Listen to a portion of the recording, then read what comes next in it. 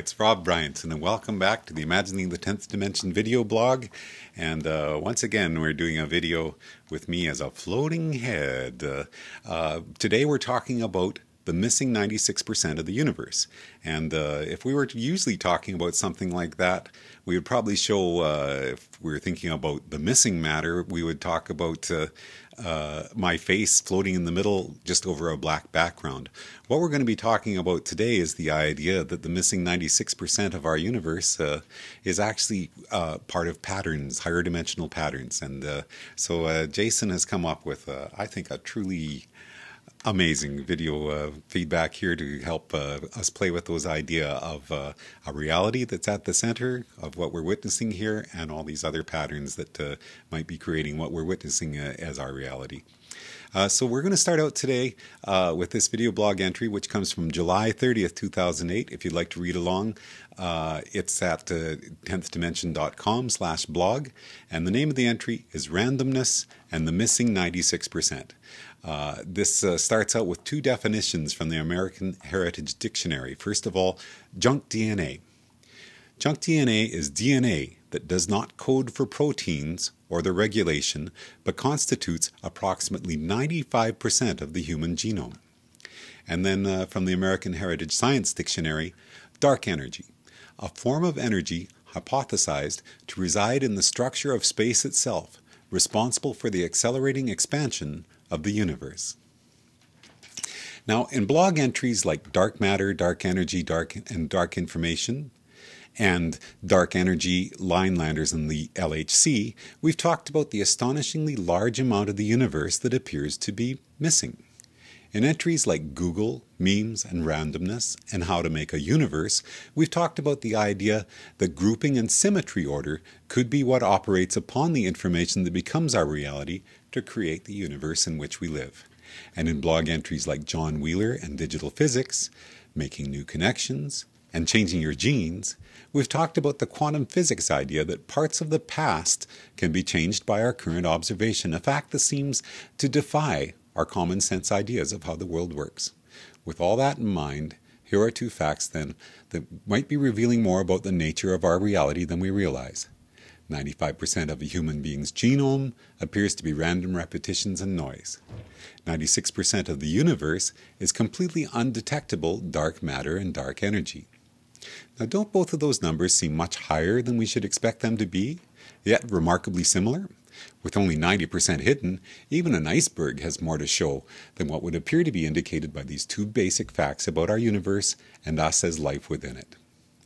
Now, there's a video blog entry called God 2.0. If you just search for that set of words, God 2.0, at YouTube or Rever or Metacafe or the various other places that these video blogs are being posted, there's some things that are in that blog that connect to the ideas we're talking about here. In entries like Time in Either Direction and God 2.0, we've talked about the patterns that create the world around us from out of a background equilibrium state. Now, are these high percentages we're looking at as indications of grouping and symmetry order at work, as Gavin Gillibrand suggested, on an underlying fabric which is ultimately random? Could we be seeing evidence of this underlying pattern, which exists not just in the present, not the past and the future, but outside of time completely? If you look up normal distribution in Wikipedia, you are shown the bell curve, which is the natural result of random generation of data. And again, if you're reading along in the blog, we show that picture of the bell curve. The graph from Wikipedia shows a dark blue section at the center and a medium blue section. And if you add those two up, you're looking at what is known as two standard deviations from the mean, with the mean being the exact center of the graph. And what do two standard deviations add up to? Why, 95.4%, virtually right in the middle of the 96% of the universe that is missing, and the 95% of the human genome that appears to be noise. Does it seem backwards to be looking at bell curves when we're talking about unlikely probabilities? It does if you believe our universe was the inevitable and only outcome possible. In other words, if you don't believe there is a multiverse of universes out there, most with different basic physical laws than our own.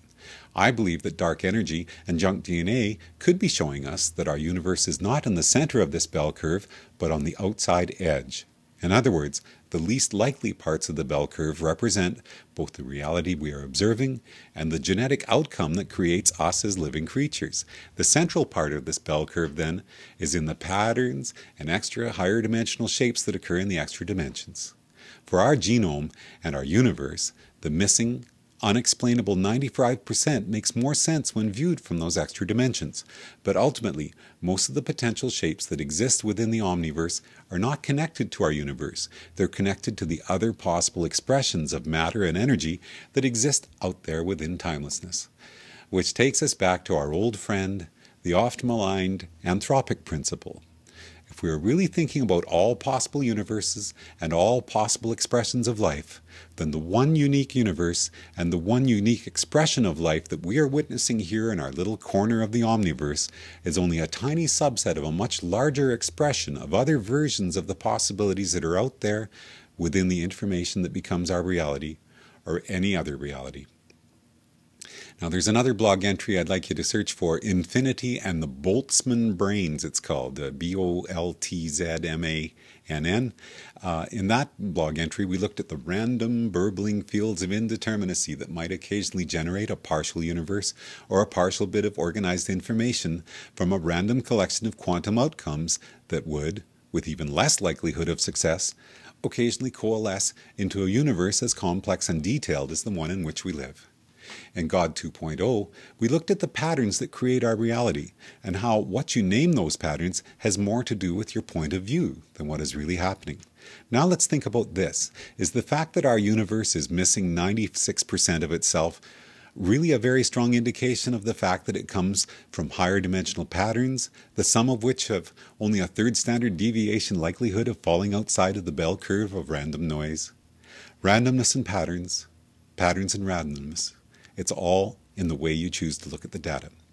So we're going to finish off this blog entry with a song about how unlikely our universe really is when you look at the biggest picture of them all. The song is called The Anthropic Viewpoint. This is Rob Bryanton from Imagining the 10th Dimension. Enjoy the journey.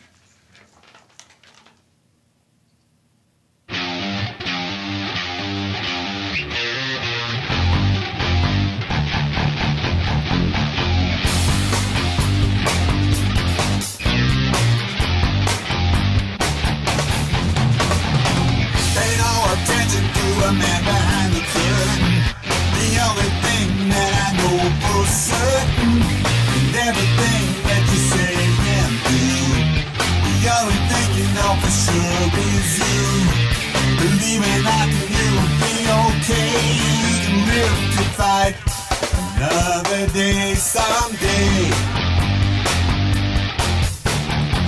Pay no mind to those tiny little voices. Every day you gotta make some choices. Make them right and you can carry on. Make them wrong and you will soon be gone. And if it seems just a little unfair, get used to it, 'cause the stars don't care, don't care.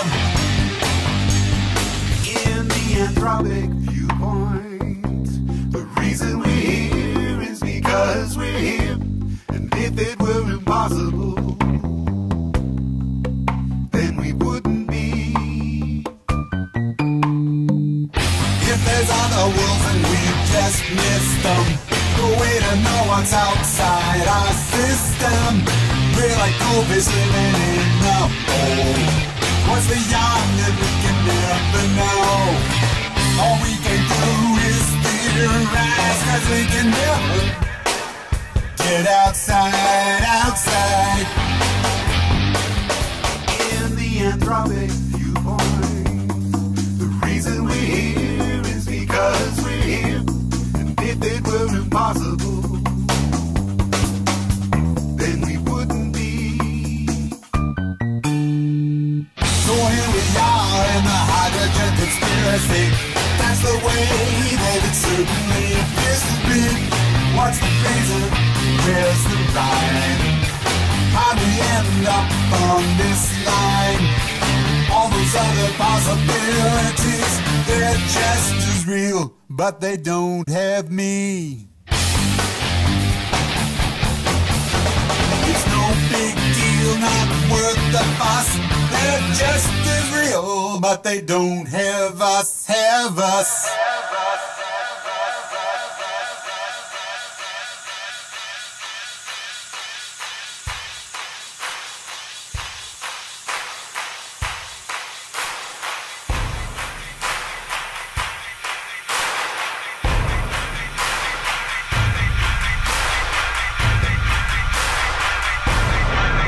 But they don't have us. In the anthropic viewpoint, the reason we're here is because we're here. And if it were impossible